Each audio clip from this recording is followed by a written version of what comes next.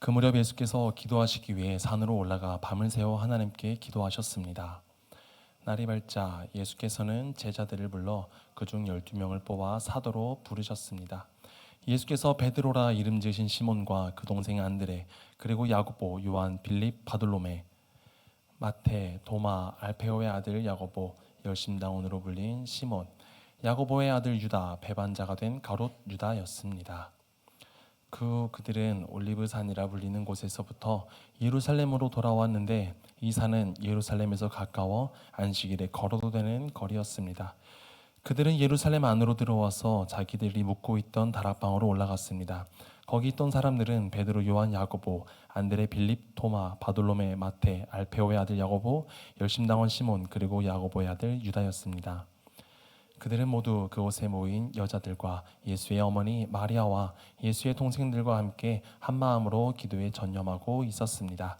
성경 기본 상식을 조금 알려드리겠습니다. 신약 시대의 유대인을 네 부류로 나눕니다. 첫 번째는 우리가 아주 자주 들었었던 바리새파 사람들입니다. 이 바리새인들은 율법에 대해서 까다로운 사람들이었습니다. 율법을 문자 그대로 지키는데 아주 열심인 사람들이었습니다. 그래서 이들을 종교적 근본주의자다라고 부릅니다. 두 번째는 사두개파 사람들입니다. 이 사두개인들은 초자연적인 것은 거부하고 성경의 기적들 역시도 인정하지 않았습니다. 예수님의 부활도 믿지 않았지만 성전을 주관하는 권력자들이었고 귀족들이었습니다. 그들의 현실 속에서 자유함을 누리며 살아가는 이들을 우리는 종교적 자유주의자라고 부릅니다. 세 번째는 에세네파 사람들입니다. 이 사람들은 성경에 나오지는 않는데요, 역사적인 기록을 찾아보면 이 사람들은 광야에 살면서 율법 공부에 삶을 바쳤던 사람들이었습니다. 이들은 철저한 금욕주의자들이었습니다. 그리고 네 번째는 열심당입니다. 이 사람들은 매우 정치적인 사람들이었습니다. 1세기 당시가 로마의 압제를 받는 때였는데 이 사람들은 로마에 반역해야 된다, 로마로부터 정치적인 독립을 이루어야 한다, 로마를 전복시켜야 한다라는 생각을 가진 사람들이었습니다. 그래서 테러도 서슴지 않았습니다.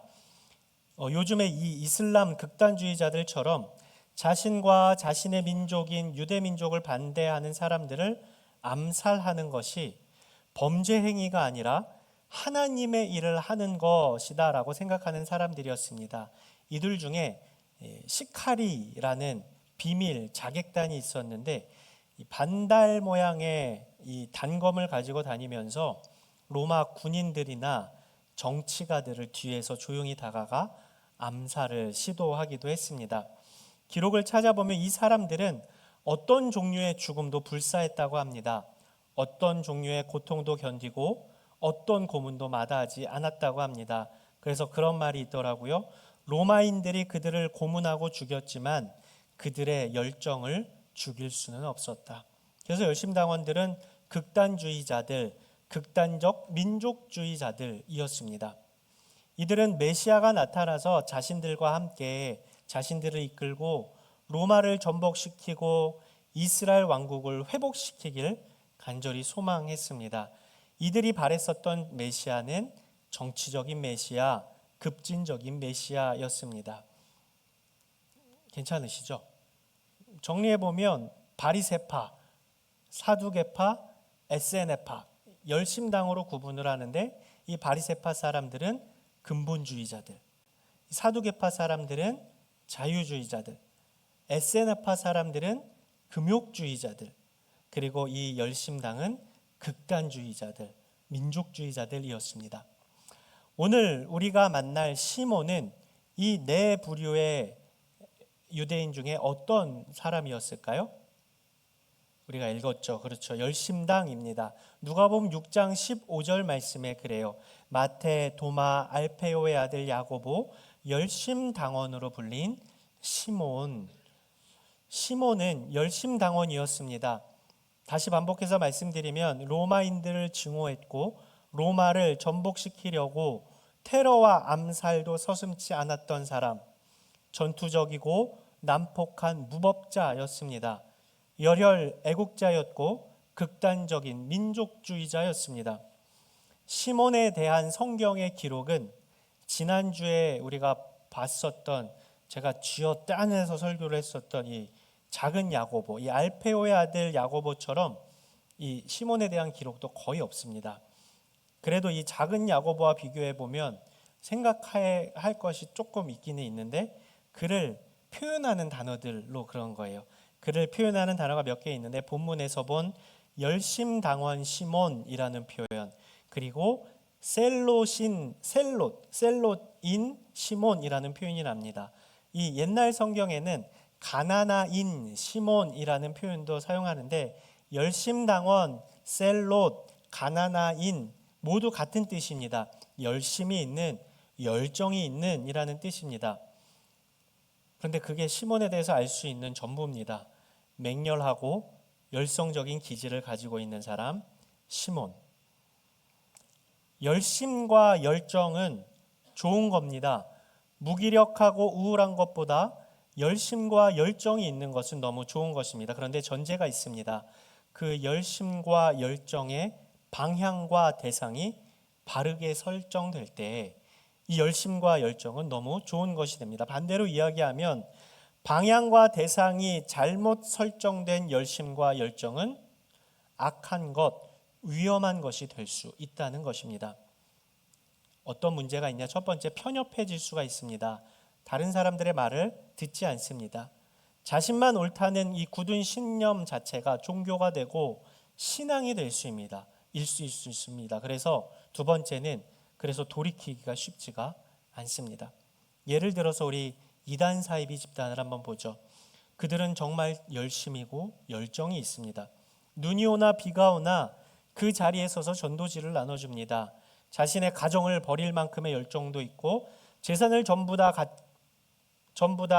갖다 바칠 정도의 열심과 열정도 있습니다. 그런데 그들의 열심을 잘하는 일이다라고 생각하지 않죠. 건강하지 않다라고 우리는 봅니다. 이단 사이비에 빠진 사람들이 쉽게 빠져나오지 못하는 이유 중에 하나도 주변의 말을 듣지 않고 자신이 열심을 내는 이 집단의 교주 말만 듣기 때문에 그렇습니다.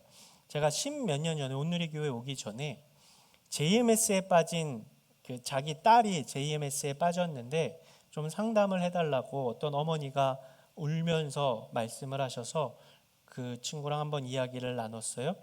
그때가 이 JMS 교주인 정명석이 구속이 돼서 뉴스나 이 시사 프로그램에서 크게 보도가 되었는데, 이 자매랑 이야기를 나누는데 그 일을 모른 척하는 건지 진짜 모르는 건지 자신은 여전히 그 정명석을 믿는다, 그렇게 이야기를 해요. 그러면서 이런 뉴스들 보지 않았냐, 이런 시사 프로그램의 내용들을 듣지 못했냐라고 했더니 거기 안에서는 모든 매스컴을 단절시키고 자신들이 하는 말만 듣고 믿도록 귀를 닫고 눈을 가려 버렸던 겁니다. 그래서 정명석이 감옥에 있다라는 얘기는 얼핏 소문으로 들었는데, 감옥에 있었던 이유가 다른 이유가 아니라 복음을 전하다가 바울처럼 갇히게 됐다라고 알고 있더라고요. 그리고 자신을 가장 사랑하는 어머니의 말조차 듣지 않고 있었습니다. 그래서 열심을 낼 때는, 열정을 가질 때는 질문을 해야 됩니다. 내가 열심을 내는 대상이 무엇인지, 열심의 목적은 무엇인지. 저와 여러분이 가진 열정과 열심이 바른 방향을 향할 수 있기를 바랍니다. 그릇된 방향으로의 열심은 결국 후회하게 됩니다.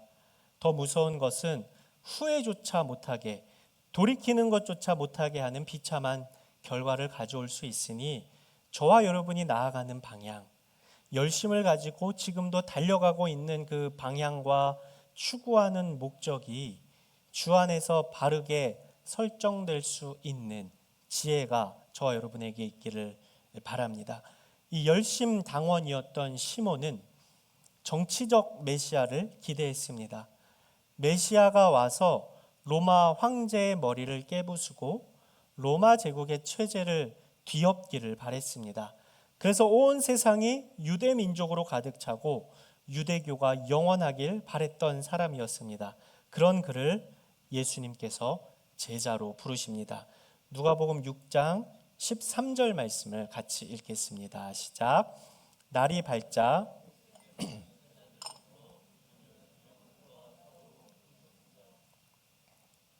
예수님이 부르신 이 12명의 제자 중 한 사람이 열심당원 시몬이었습니다. 그의 열심과 열정의 방향과 대상이 건강하지 못했었던 유대인이었지만 예수님은 그를 부르십니다. 그게 시몬에 대한 내용이 끝입니다. 네, 오늘도 한번 쥐어짜서 한번 말씀을 나눠보죠. 예수님께서 열심당원이었던, 종교적 극단주의자였던, 극단적인 민족주의자였던 시몬을 제자로 부르십니다. 예수님은 무슨 생각으로 시몬을 제자로 부르셨을까요? 예수님의 마음은 다 알기 어렵지만 표면적으로 나온 우리가 충분히 이해할 수 있는 부분을 한번 생각해 보죠. 시몬은 로마 제국이 하는 모든 것을 증오하는 사람이었습니다.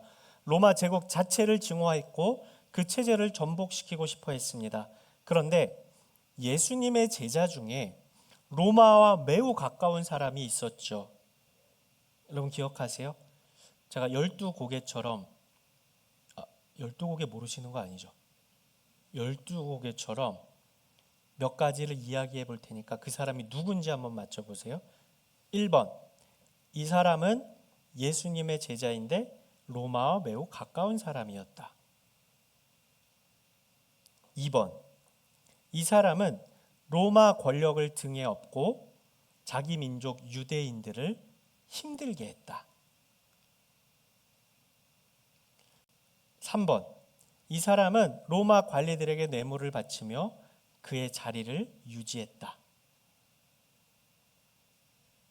4번, 이 사람은 유대인들에게 민족의 반역자, 매국노라는 손가락질을 당했다. 누군지 아시겠어요? 심각하네요. 자, 5번, 이때 이제 아셔야 돼요. 이 사람은 유대인들에게 막대한 세금을 거두는 세리였다. 누구죠? 네? 세리 마태입니다. 시몬의 입장에서 마태를 볼 때 어떻게 봤을까요? 꼴 보기 싫은 정도가 아니라 그가 가지고 다니는 단검으로 언제든지 찔러 죽이고 싶은 사람이 마태였을 겁니다. 로마에 부역하는 사람, 자신의 민족 유대인의 등을 쳐먹는 사람. 시몬에게 마태는 정말 죽이고 싶은 사람이었을 겁니다. 그런데 예수님은 시몬을 제자의 그룹으로 부르십니다. 그 그룹 안에는 마태는 물론이고 시몬이 볼 때 나머지 제자들, 우리가 마지막 시간에 볼 이 가룟 유다를 제외한 나머지 제자들은 시몬이 볼 때 한심하고 무기력하고 비겁한 유대인이었을 겁니다. 로마의 압제 아래 있으면서 뒷짐지고 있고 비겁하게 뒤에 빠져 있고 정치적인 이야기를 하지 않는 겁쟁이들, 시대에 대해서 나몰라라 하는 소시민들이었으니 시몬이 보는 나머지 제자들은 매우 형편없는 유대인이었을 겁니다. 반대로도 그랬겠죠. 나머지 제자들이 시몬을 보면서 마음이 어려웠을 겁니다. 저렇게 극단적인 사람이 우리와 같은 제자 그룹이라고 생각하며 보이지 않는 갈등이 있었을 겁니다. 그런데 신기한 건 성경에는 예수님께서 부르신 제자들이 이런 정치적인 이견과 차이들 때문에 갈등이 있었다고 기록하고 있지 않습니다. 무슨 말입니까? 우리가 예상했던 것과 같은 갈등은 제자들 안에 없었다라는 거예요.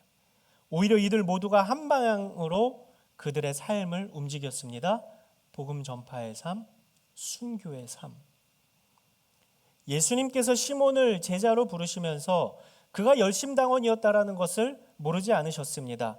무지막지하고 냉혈한 사람, 하나에 꽂히면 뒤도 안 돌아보는 사람인 것을 아셨습니다. 충분히 아셨습니다. 그러나 그를 제자로 부르셔서 마태와 같이 이 최고 극단에 있는 사람과도 함께 예수님과 머물게 하셨습니다.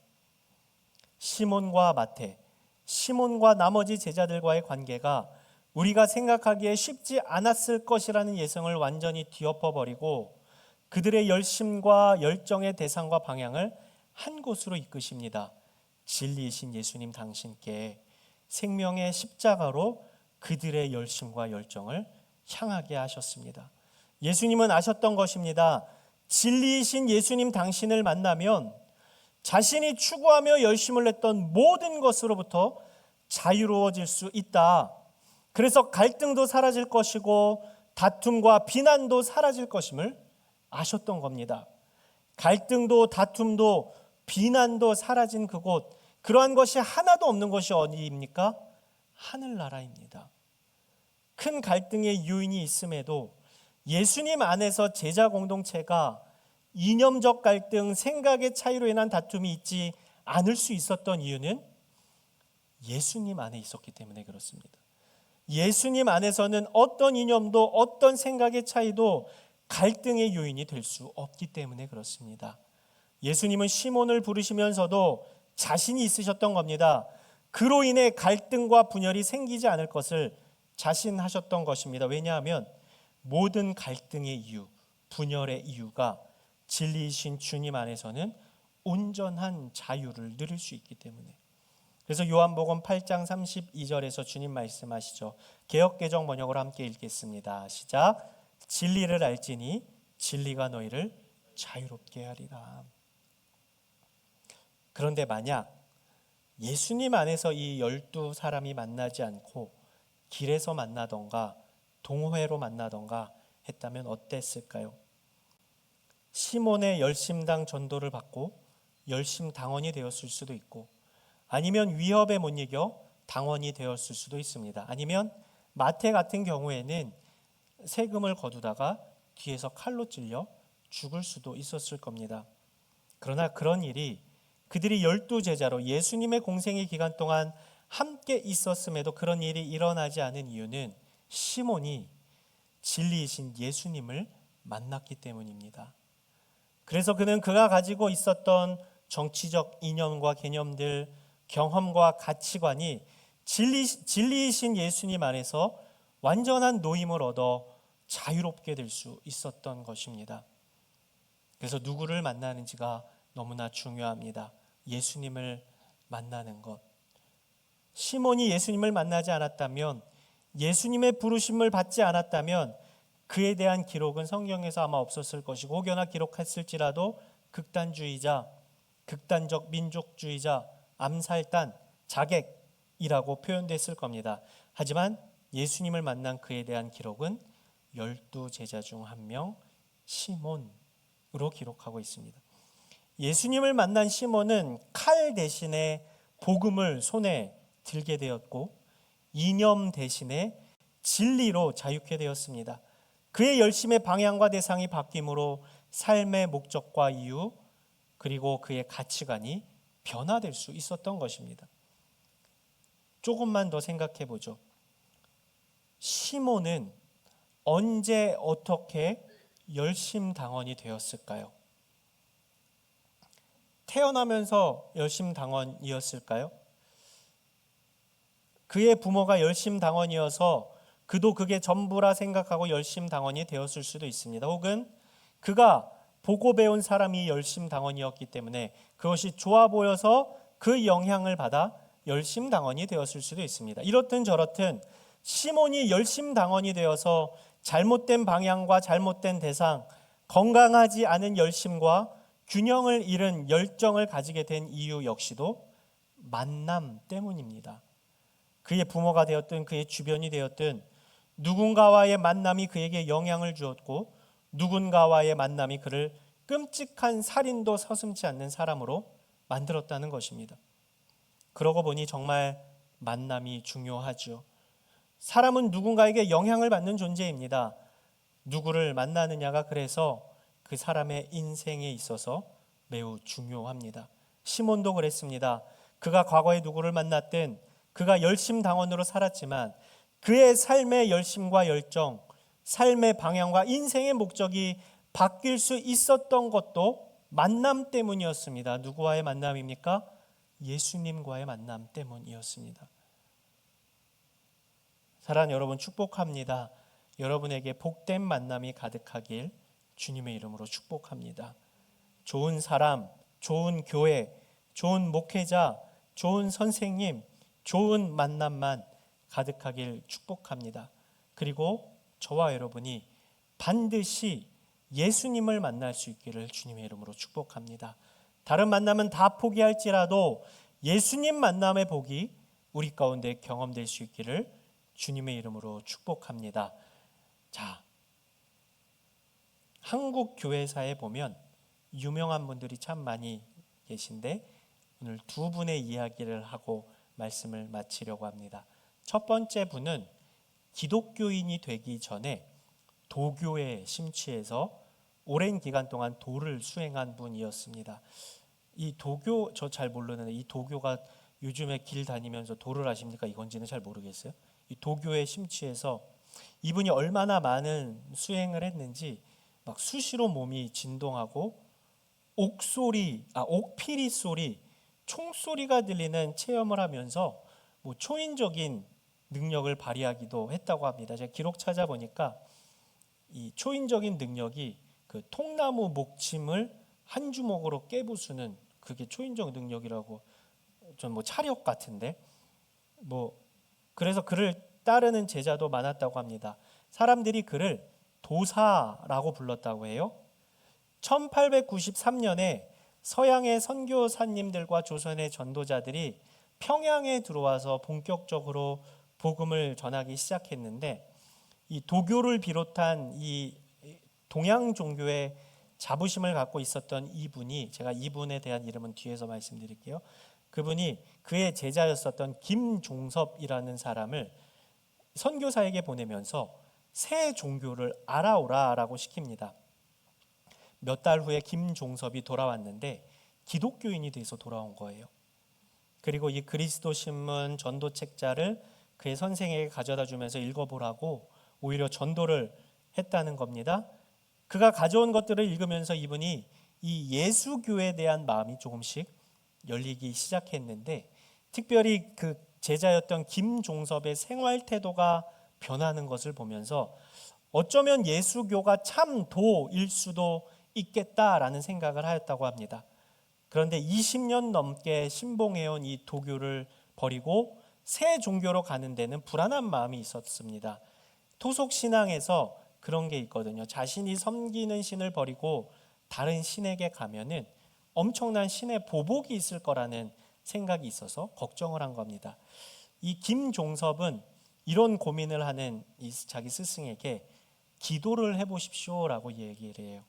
그랬더니 그가 섬기는 그분이 이 신을 섬겼대요. 삼령신군이라는 신을 섬겼대요. 삼령신군에게 현재 세계를 지배하고 있는 예수도가 참도인지 거짓도인지 알려주십시오라고 기도했답니다. 응답이 있었을까요? 없었을까요? 네, 있다고 하면은 신앙이 좀 이상해요. 응답이 없었어요. 그 김종섭이 다시 찾아와서 삼령신군께 기도하니 응답이 있습니까? 그랬더니 이분이 걱정과 번민만 생길 뿐이요라고 이야기를 했답니다. 그랬더니 김종섭이 그럼 이번엔 하나님 아버지께 기도해 보십시오라고 말한 거예요. 그랬더니 이분이 어떻게 인간이 하나님을 아버지라 부를 수 있어? 그러니까 김종섭이 그러면 아버지란 칭호를 빼고 상제님이라고 한번 기도해 보십시오 그랬어요. 이 상제가 뭐냐면 저도 한번 찾아보니까 비, 바람, 번개 등을 지배하는 자연신이면서 동시에 하늘에서 지상을 감독하고 길흉화복을 내리는 인격적인 신이다.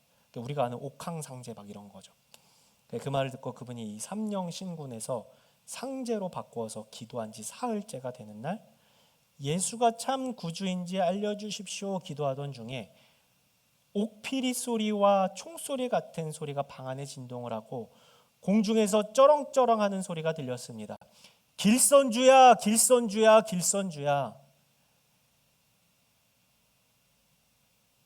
그 순간 길선주는 자신도 모르게 나를 사랑하시는 하나님 아버지, 나를 살려주십시오라고 외치면서 울며 불며 회개하며 기도하였다고 합니다. 여러분 길선주 목사님 아시지요? 한국의 장로교 목사님이시고 독립운동을 하셨고 민족 대표 33인 중에 한 분이었습니다. 조선 기독교의 아버지로도 불린 분인데 도교에 심취해 있었던 그가 예수님을 만나고 1907년 평양 대부흥 운동을 일으켜서 한반도의 회개와 부흥에 쓰임받게 된 분입니다. 한 분을 더 소개하죠. 비슷한 시기에 활동했었던 김익두 목사님이 계십니다. 이분은 황해도에서 악명 높은 깡패였습니다. 황해도 안악 지역에서 그의 별명이 안악의 호랑이였습니다. 얼마나 악랄하고 무서웠는지 사람들이 아침에 그런 기도를 했대요. 오늘 김익두 안 만나게 해주십시오. 그렇게 빌 정도였다고 해요. 상인들은 그가 시장에 나타나면 짐을 싸서 도망을 갔고 그에게 맞아서 불구가 되거나 목숨을 잃을 뻔한 사람도 많았다고 합니다.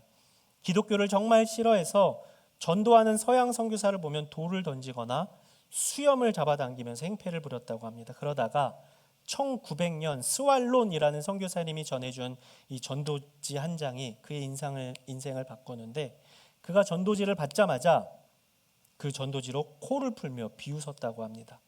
그런데 그날 밤에 꿈에 불벼락이 떨어지는 환상을 보고 천둥 같은 음성을 듣습니다. 익두야, 네가 언제까지 나를 핍박하겠느냐. 잠에서 깬 김익두는 바로 산으로 올라가서 며칠 동안 먹지도 마시지도 않고 자신의 죄를 회개하고 완전히 다른 사람이 되어서 내려옵니다. 그리고 바로 자신의 부고장을 써서 돌립니다. 김익두가 죽었다. 사람들이 그 부고장을 보고 드디어 저 지독한 깡패가 죽었구나 하면서 시장에 모여들었는데 거기에 김익두가 서 있는 거예요.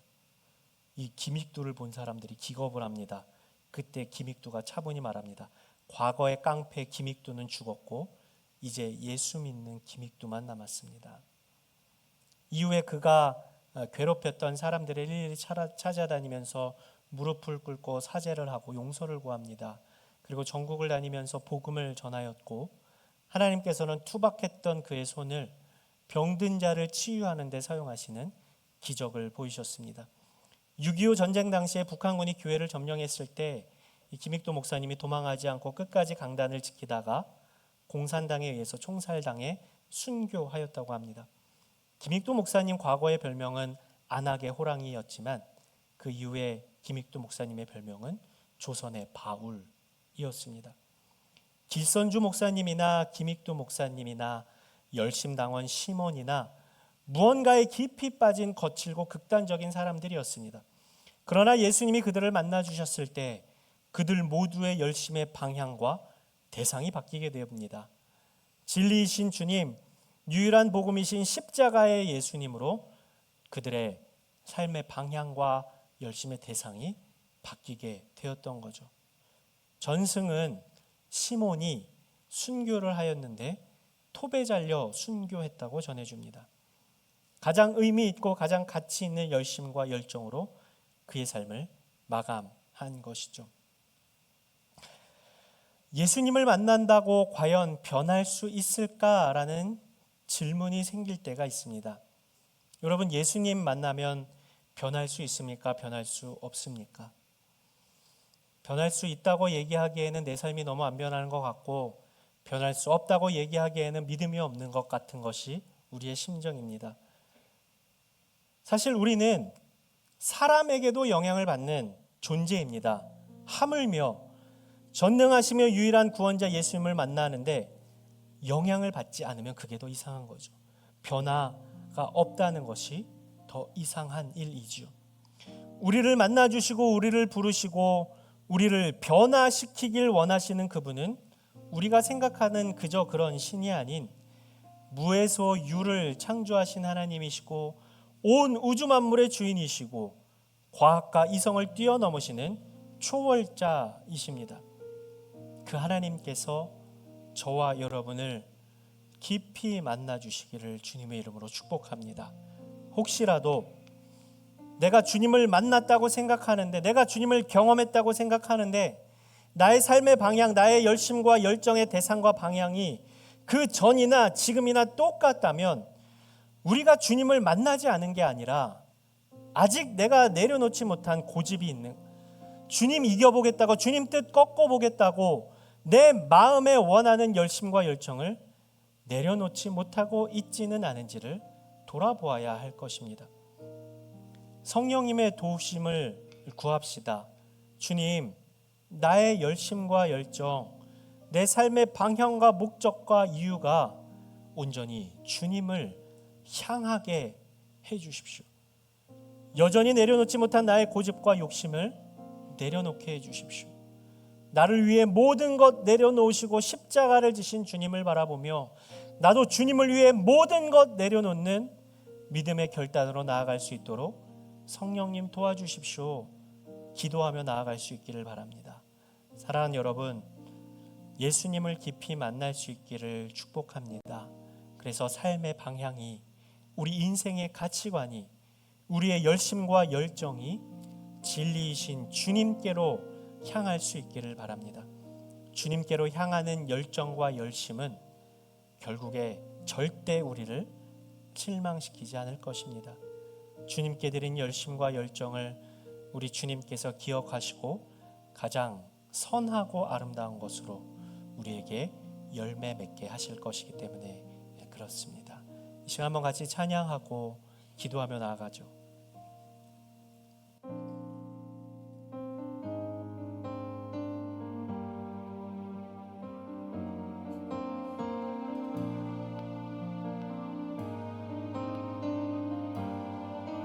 주 앞에 주 앞에 나와 제사를 드리네 마음 열어 내 삶을 드리네 주를 봅니다.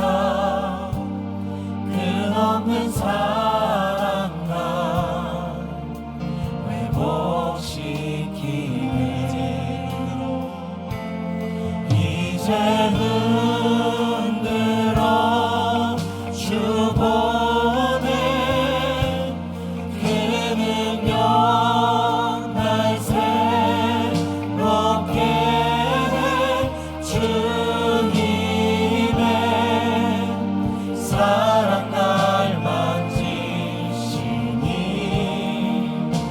내 모든 두려움 사라지네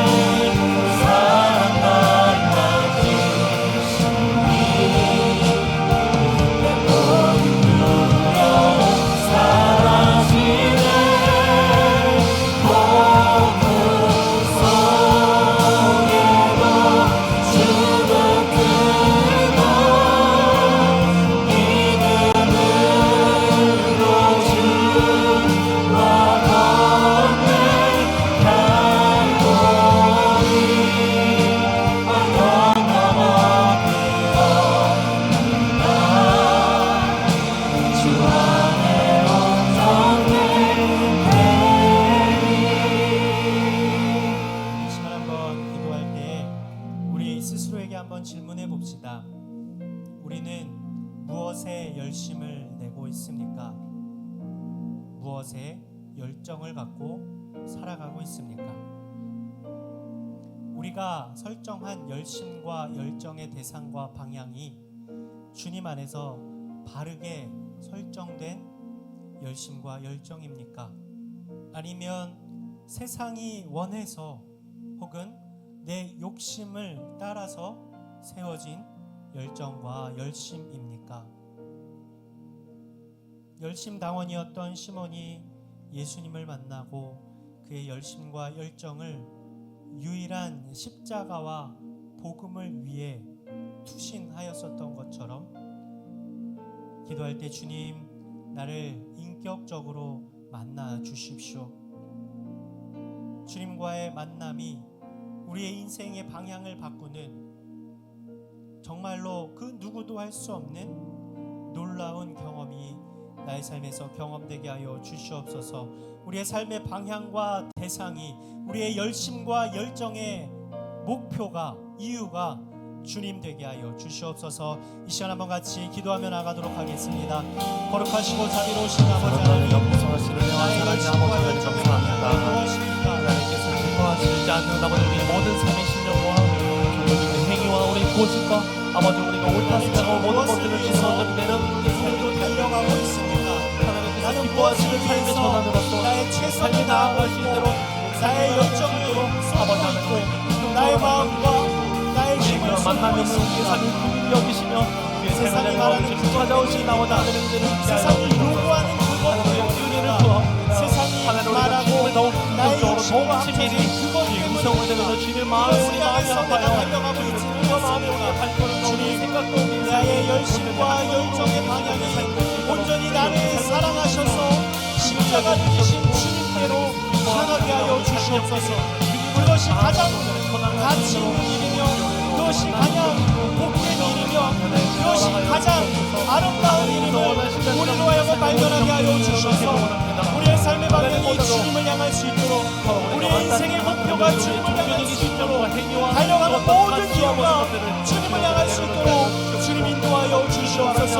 나의 마음 가운데의 중심을 온전히 주님께 드리오니 아버지 하나님, 나의 삶을 주관하여 주시며 나의 삶을 이끌어 주시며 나를 주장하셔서 온전히 주님을 향할 때에 우리 안에 모든 것들이 정리되며 모든 것들이 안정을 찾으며 모든 것 하나님께서 아버지 되신 바른 방향으로 나아갈 수 있도록 주님 인도하여 주시옵소서. 우리를 만나 주시고 우리를 변화시켜 주시며 주님 나와 함께하여 주시면 삶의 이유를 찾게 하여 주시옵시고 온전히 주로 인한 삶의 목표를 가지고 살아갈 수 있는 우리의 인생 될 수 있도록 주여 역사하여 주시옵소서. 온전히 주님을 바라보며 나아가기를 소원합니다. 우리 한 번 더 기도할 때에 우리 안에 있는 불신의 생각들, 의심의 마음들을 주 앞에 모두 다 내어놓았으면 좋겠습니다. 주님 만난다고 변화될 수 있을까? 주님 만난다고 나의 삶에 가장 중요한 것이 바뀔 수 있을까라는 우리 안에 있는 불신앙과 의심하는 모든 것들이 주님 앞에 내어 던져지게 하여 주시옵시고 주님을 만남으로 인한 삶의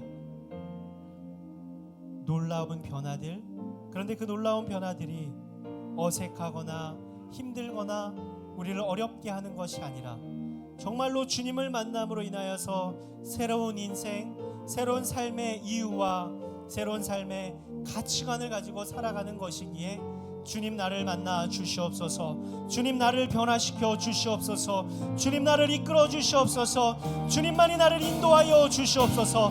이 시간 한 번 더 같이 기도하며 나가겠습니다. 거룩하시고 자비로우신 아버지 하나님, 나를 만나 주시옵소서. 나를 인도하여 주시옵소서. 나를 주장하여 주시옵소서.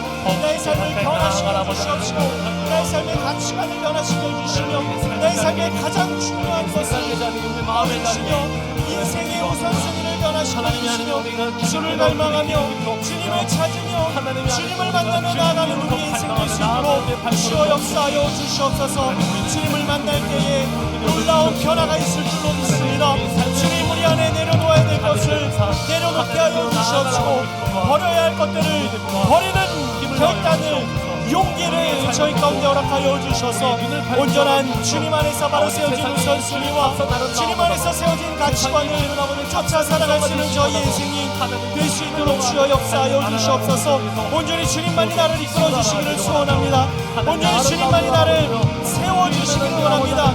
온전히 주님만이 나를 변화시키실 수 있사오니 주여 나를 이끌어 주시옵시고 온전히 주님 손에 안긴 주님 손에 얹혀진 나의 인생 되어 나아갈 수 있도록 주여 역사하여 주시옵소서. 신실하신 주님만을 의지하며 나아가는 우리 인생 오직 주님만이 나를 변화시킬 때에 새롭고 능력 있는 가치관의 변화와 삶의 새로운 변화를 꿈꾸며 나아갈 수 있는 저희의 인생이 될 수 있도록 주여 역사하여 주시옵소서. 온전히 주님을 바라보며 나아가기를 소원하오니 우리 가운데 주의 놀라움으로 비추어 주시옵시고 우리 가운데 주님의 새로움으로 변화시켜 주시며 우리 가운데 주님의 놀라운 자유함이 선포되며 우리의 인생을 주님께 드림하되었을 때 온전히 주님의 신실하심을 의지하며 나아가는 저희의 변화된 인생이 될 수 있도록 주여 역사하여 주시옵소서. 우리 가운데 믿음을 더하여 주시옵시고 주님께 인도하심을 경험하는 저희의 인생이 될 수 있도록 주여 역사하여 주시옵소서. 이제 눈들어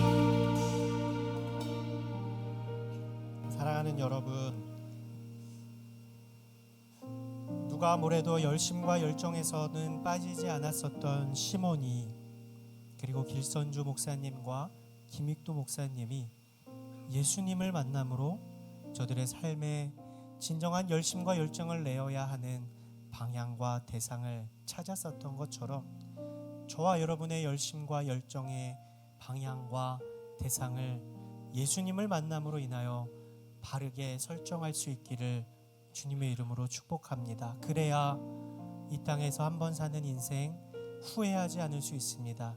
영원한 천국에서 생명의 면류관을 들고 계신 그 주님을 배울 때 우리가 부끄럽지 않을 수 있습니다. 열심을 내십시오. 열정을 내십시오. 주님 안에서 바르게 세워진 목표와 대상을 붙잡고 나아가는 주님과의 깊은 만남 속에 그것들이 바로 세워지는 저와 여러분의 삶이 되길 주님의 이름으로 축복합니다. 사랑하는 주님, 주님을 깊이 만나기를 원합니다. 주님을 만나서 변화되었다라는 사람이 내가 되기를 원합니다.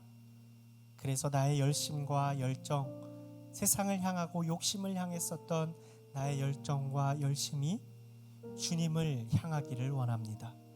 그래서 이 땅 가운데 사는 삶이 후회 없는 삶 되기를 소원합니다. 주님을 붙잡고 나아가기를 원합니다. 주님만을 바라보며 살아갈 때 세상이 줄 수 없는 평강과 위로와 자유함을 누리며 살아가는 저희 모두가 되게 하여 주시옵소서. 마음과 뜻과 정성을 다하여 귀한 예물을 주님 손에 얹습니다.